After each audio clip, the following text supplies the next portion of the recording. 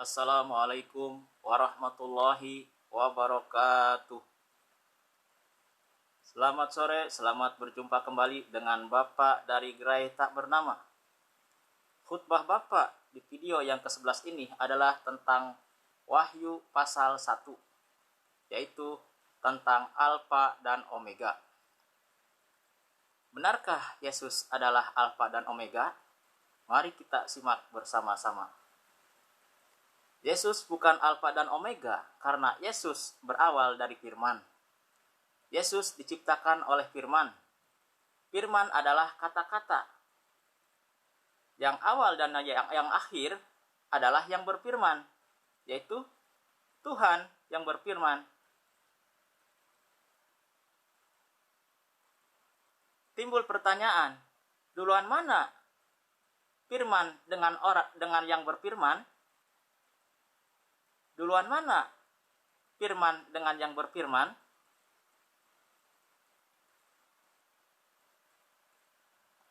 Orang yang pikirannya jernih akan menjawab bahwa duluan yang berfirman daripada adanya firman.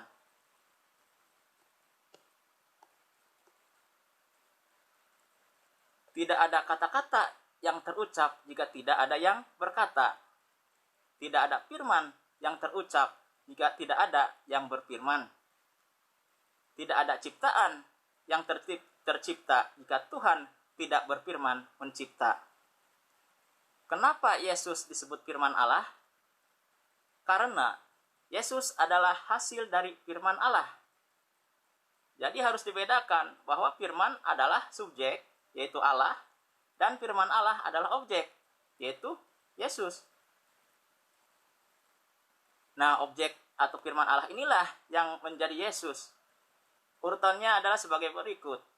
Pertama-tama adalah firman. Setelah firman adalah firman Allah. Setelah firman Allah adalah Yesus. Jadi, firman adalah Allah dan firman Allah adalah Yesus. Kita lihat di Yohanes pasal 1 ayat 1. Artinya, pada mulanya adalah firman. Firman itu bersama-sama dengan Allah, dan firman itu adalah Allah. Ia pada mulanya bersama-sama dengan Allah. Segala sesuatu dijadikan oleh Dia, dan tanpa Dia tidak ada sesuatu pun yang telah jadi dari segala yang telah dijadikan. Yohanes pasal 1 ayat 1. Jika disederhanakan, bunyinya adalah sebagai berikut.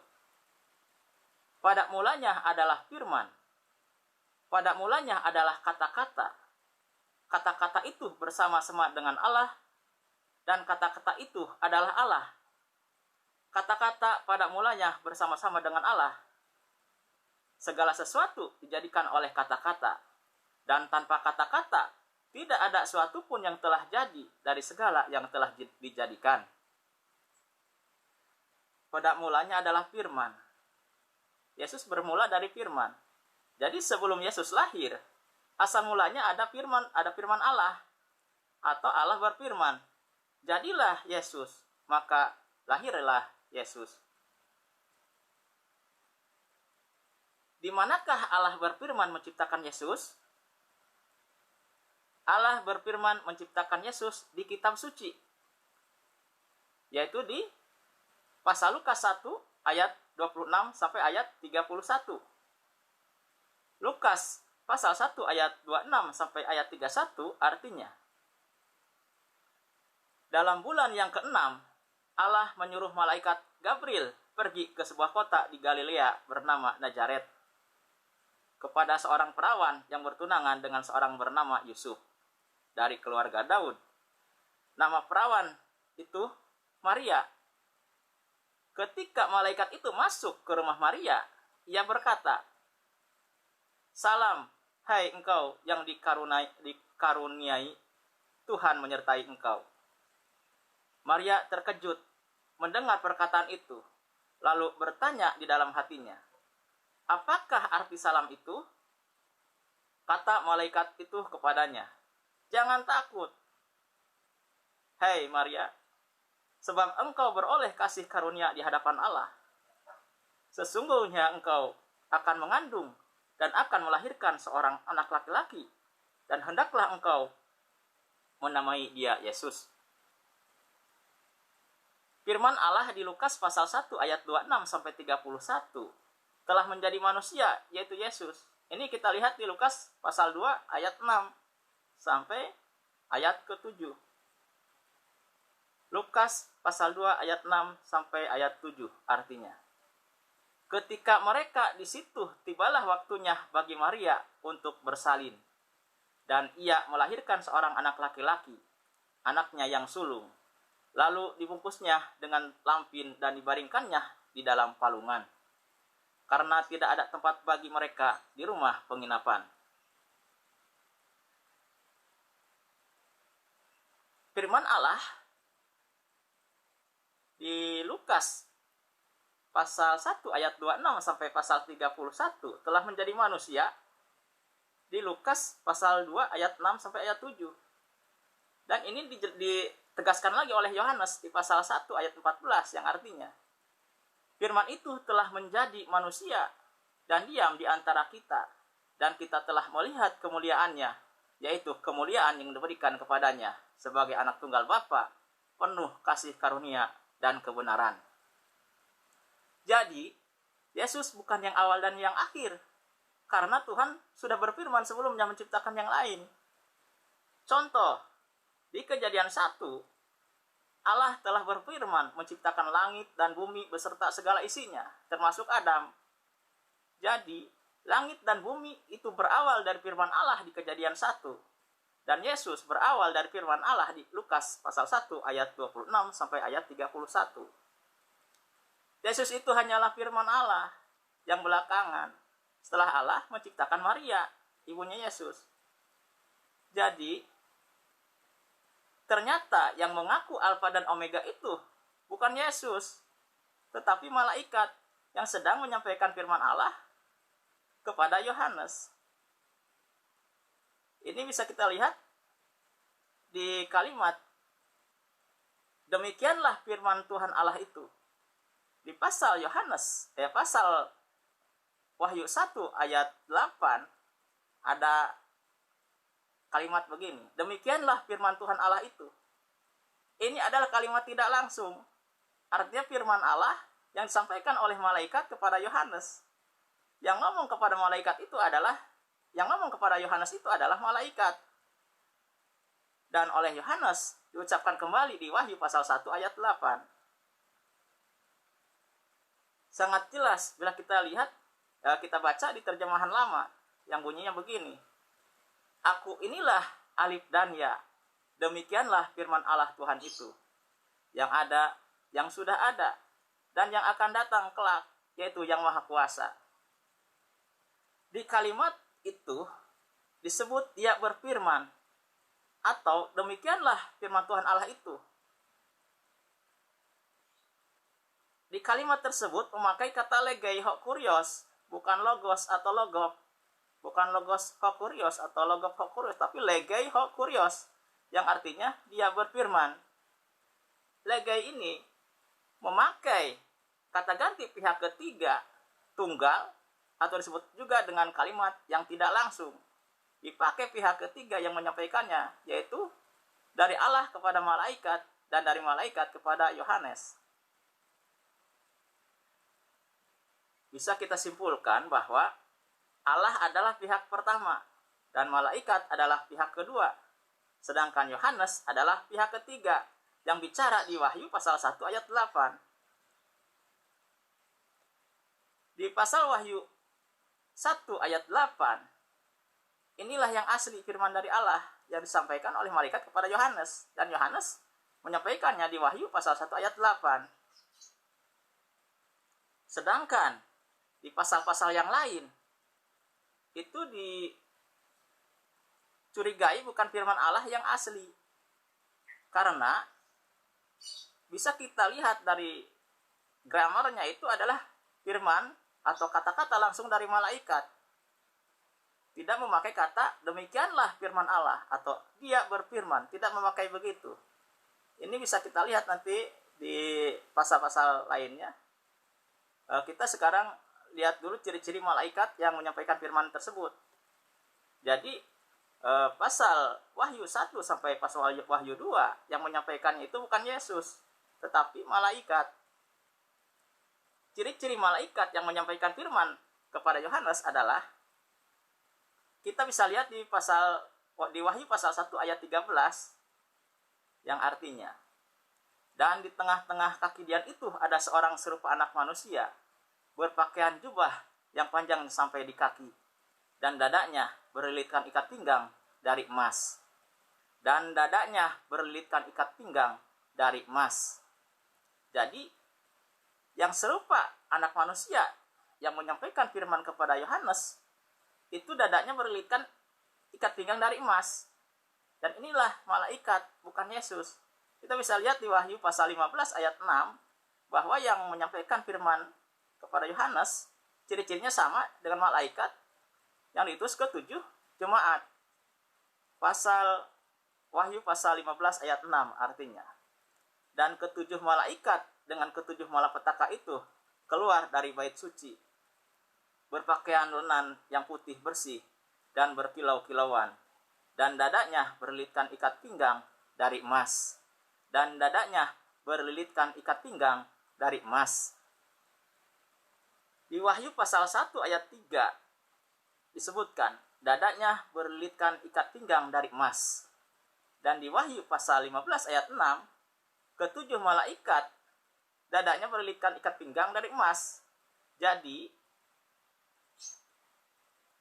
oknum yang menyampaikan firman Allah kepada Yohanes di Wahyu pasal 1 ayat 3, itu adalah malaikat, bukan Yesus. Karena ciri-cirinya sama dengan ketujuh malaikat yang berlilitkan ikat pinggang dari emas. Kita bisa lihat juga dibuktikan di Wahyu pasal 1 ayat 1, bahwa yang menyampaikan semuanya kepada Yohanes adalah malaikat, bukan Yesus. Kita baca Wahyu 1 pasal 1 ayat 1 artinya, inilah wahyu Yesus Kristus yang dikaruniakan Allah kepadanya, supaya ditunjukkannya kepada hamba-hambanya apa yang harus segera terjadi. Dan oleh malaikatnya yang diutusnya, ia telah menyatakannya kepada hamba-hambanya. Dan oleh malaikatnya yang diutusnya, ia telah menyatakannya kepada hambanya Yohanes. Jadi, yang menyatakan kepada Yohanes adalah malaikat. Ini disebut di sini diutusnya. Jadi yang mengutus malaikat sebenarnya bukan Yesus, tetapi Allah. Nanti kita akan buktikan juga di Wahyu pasal 22 ayat 6 sampai 9, bahwa yang mengutus malaikat itu bukan Yesus, tetapi Allah. Baik Yesus ataupun Yohanes dan para nabi lainnya adalah hamba yang sama-sama sudah menerima firman Allah. Wahyu ini sebenarnya bukan khusus buat Yesus, tetapi sudah diterima juga oleh para nabi lainnya. Yohanes pasal 13 ayat 16 artinya, aku berkata kepadamu, sesungguhnya seorang hamba tidaklah lebih tinggi daripada tuannya, ataupun seorang utusan daripada dia yang mengutusnya. Menurut Yohanes pasal 13 ayat 16, seorang hamba itu ada di bawah yang mengutusnya.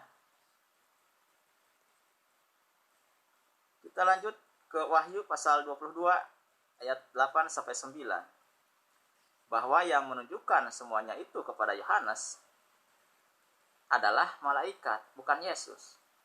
Wahyu pasal 22 ayat 8 sampai ayat 9 artinya, dan aku Yohanes, akulah yang telah mendengar dan melihat semuanya itu. Dan setelah aku mendengar dan melihatnya, aku tersungkur di depan kaki malaikat yang telah menunjukkan semuanya itu kepadaku. Dan aku Yohanes, akulah yang telah mendengar dan melihat semuanya itu. Semuanya. Dari pasal Wahyu 1 sampai pasal Wahyu 22. Melihat semuanya itu, dan setelah aku mendengar dan melihatnya, aku tersungkur di depan kaki malaikat yang telah menunjukkan semuanya itu kepadaku.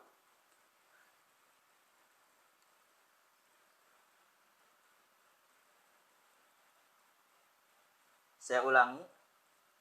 Dan aku, Yohanes, akulah yang telah mendengar dan melihat semuanya itu. Aku tersungkur di depan kaki malaikat yang telah menunjukkan semuanya itu kepadaku untuk menyembahnya. Tetapi ia berkata kepadaku, jangan berbuat demikian. Aku adalah hamba, sama seperti engkau dan saudara-saudaramu para nabi, dan semua mereka yang menuruti segala perkataan kitab ini. Sembahlah Allah. Ini malaikat juga adalah seorang hamba, sama-sama seperti Yohanes dan para nabi yang lainnya. Dia tidak mau disembah. Malah dia menyuruh sembahlah Allah. Jadi yang bicara di Wahyu pasal 1 sampai pasal 22 yang menyampaikan semuanya itu kepada Yohanes bukan Yesus, tetapi malaikat. Wahyu pasal 22 ayat 10. Lalu ia berkata kepadaku, jangan memateraikan perkataan-perkataan buat dari kitab ini, sebab waktunya sudah dekat. Wahyu 22 pasal 22 ayat 11 artinya, barang siapa yang berbuat jahat, biarlah ia terus berbuat jahat. Barang siapa yang cemar, biarlah ia terus cemar. Dan barang siapa yang benar, biarlah ia terus berbuat kebenaran. Barang siapa yang kudus, biarlah ia terus menguduskan dirinya. Wahyu pasal 22 ayat 12 artinya, sesungguhnya aku datang segera dan aku membawa upahku untuk membalaskan kepada setiap orang menurut perbuatannya. Wahyu pasal 22 ayat 13. Aku adalah Alfa dan Omega, yang pertama dan yang terkemudian, yang awal dan yang akhir. Ini di Wahyu 22 pasal 10 sampai 13 ini ada yang aneh. Perlu dicurigai pasalnya. Karena yang mengaku sebagai Alfa dan Omega di sini adalah malaikat itu sendiri. Malaikat ini tidak sedang menyampaikan firman Allah. Karena ini kalimat langsung dari malaikat yang mengaku sebagai yang awal dan yang akhir. Jika malaikat itu sedang menyampaikan firman Allah, maka akan kelihatan seperti tadi pasal Wahyu pasal 1 ayat 8. Ada kata, berfirmanlah Allah, atau demikianlah firman Allah itu. Harusnya begitu dulu, tetapi ini tidak. Malaikat langsung berkata bahwa aku adalah Alfa dan Omega, yang pertama dan yang terkemudian, yang awal dan yang akhir. Ini malaikat malah mengaku sendiri bahwa dia adalah Alfa dan Omega. Sama seperti di Wahyu pasal 1 ayat 17 sampai 18. Ini adalah kalimat dari malaikat yang mengaku bahwa dia adalah yang awal dan yang akhir. Lucunya lagi, yang awal dan yang akhir ini mengaku pernah mati. Jika pernah mati, maka bukan yang awal dan yang akhir lagi namanya. Karena setelah dia mati, maka dia akan mengawali lagi dari kebangkitannya. Wahyu pasal 1 ayat 17 sampai 18 artinya, ketika aku melihat dia, tersungkurlah aku di depan kakinya, sama seperti orang yang mati. Tetapi ia meletakkan tangan kanannya di atasku, lalu berkata, jangan takut, aku adalah yang awal dan yang akhir, dan yang hidup. Aku telah mati, namun lihatlah aku hidup sampai selama-lamanya, dan aku memegang segala kunci maut dan kerajaan maut. Di sini pasal ini tidak ada demikianlah firman Tuhan Allah itu, tidak ada begitu. Atau dia berfirman, tidak ada begitu. Tetapi ini murni adalah perkataan malaikat, bukan firman Allah yang disampaikan oleh malaikat. Ini malaikat mengaku sendiri sebagai firman Allah, sebagai yang awal dan yang akhir. Mengaku sudah mati lagi. Kita lihat di Wahyu pasal 22 ayat 16 bahwa yang mengutus malaikat tersebut bukan Yesus, tapi Allah. Ini kelihatan dari pengakuan Yohanes nanti di pasal 22 ayat 6 bahwa yang mengutus malaikat itu adalah Allah, bukan Yesus. Wahyu pasal 22 ayat 16. Aku, Yesus, telah mengutus malaikatku untuk memberi kesaksian tentang semuanya ini kepadamu bagi jemaat-jemaat. Aku adalah Tunas, yaitu keturunan Daud, bintang timur yang hilang gemilang. Ini kita bisa lihat di sini. Katanya Yesus adalah keturunan Daud. Padahal menurut Matius pasal 22 ayat 45, Yesus itu bukan keturunan Daud. Kita bisa dilihat pengakuan Yesus di Matius 22 ayat 45 artinya. Jadi, jika Daud menyebut dia tuannya, bagaimana mungkin ia anaknya pula?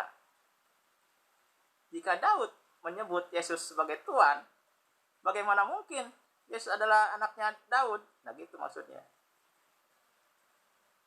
Jadi, ini perlu dicurigai di pasal 22 ayat 16 itu harusnya yang mengutus malaikat itu adalah Allah. Ini dilihat bisa dibuktikan di pasal Wahyu 22 ayat 6 yang artinya, lalu ia berkata kepadaku, perkataan-perkataan ini tepat dan benar, dan Tuhan Allah yang memberi roh kepada para nabi telah mengutus malaikatnya untuk menunjukkan kepada hamba-hambanya apa yang harus segera terjadi. Di sini ketahuan bahwa yang mengutus malaikat itu adalah Allah. Sedangkan di Wahyu tadi katanya yang mengutus malaikat adalah Yesus. Perlu dicurigai itu. Di dalam ajaran Islam, yang disebut Alfa dan Omega adalah Allah. Disebut yang awal dan yang akhir karena ketika sebelum ada langit dan bumi dan makhluk belum diciptakan, belum ada ruang dan waktu, Allah sudah ada, berdiri sendiri, tidak memerlukan ruang dan waktu. Itulah yang disebut dengan yang awal. Sedangkan yang disebut dengan yang akhir adalah ketika hari kiamat, langit dan bumi hancur, tidak ada makhluk lagi, semuanya mati, tidak ada ruang dan waktu. Tinggallah Allah, tinggal sendiri, tidak ada yang lain. Itulah yang dimaksud dengan yang akhir. Allah ini tidak memerlukan ruang dan waktu, tidak memerlukan tempat, tidak pernah mati. Itulah Allah yang benar, Allah yang awal dan yang akhir, yang tidak pernah mati. Jika Allah pernah mati, itu bukan yang awal dan yang akhir lagi. Dan dalam keimanan Kristiani, ada sebagian yang mengaku bahwa umat Kristiani ketika hari kiamat nanti mereka tidak mati, tetapi mereka dikumpulkan bersama-sama dengan Yesus. Nah, jika umat Kristiani tidak mati dan mereka dikumpulkan bersama-sama dengan Yesus, berarti tidak ada yang akhir, karena tidak ada yang tinggal sendirian. Kalau dalam ajaran Islam itu sesuai dengan logika, yang disebut dengan yang akhir adalah tinggal sendiri, nggak ada temannya lagi. Sedangkan di ajaran Kristiani tidak ada yang akhir. Bahkan yang awal pun pernah mati. Itu kan tidak sesuai dengan logika. Jadi kesimpulannya adalah yang awal dan yang akhir, yang alfa dan yang omega adalah Tuhan yang berfirman, bukan firman, tetapi Tuhan yang berfirman. Karena firman itu ada setelah Tuhan berfirman. Disebut firman setelah diucapkan. Sebelum diucapkan, itu bukan firman namanya. Disebut kata-kata setelah diucapkan. sebelum diucapkan tidak ada kata-kata. Berarti Yesus berawal dari firman, dan Yesus bukan alfa dan omega karena diciptakan oleh firman, berawal dari firman. Sedangkan yang berfirman tidak berawal, tidak ada yang menciptakan. Itulah Tuhan yang benar, yang awal dari semua makhluk belum ada, dan yang akhir setelah semua makhluk juga tiada, tinggal dia sendiri. Itulah yang awal dan yang akhir yang benar. Saya cukupkan sekian, mudah-mudahan ada manfaatnya. Billahi taufiq wal hidayah. Wassalamualaikum warahmatullahi wabarakatuh.